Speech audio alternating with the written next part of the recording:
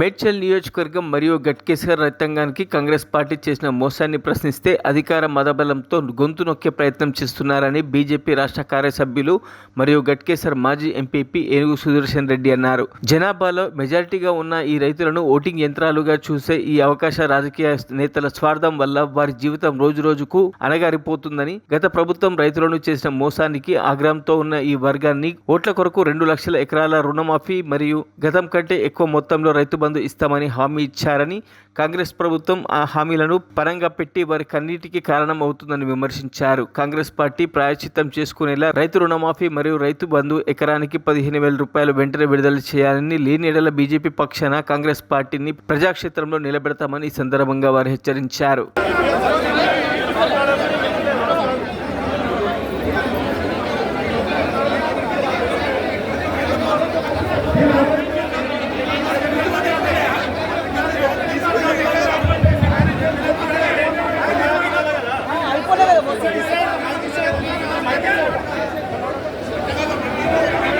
మరిన్ని అప్డేట్స్ కోసం మా ఛానల్ని సబ్స్క్రైబ్ చేయండి.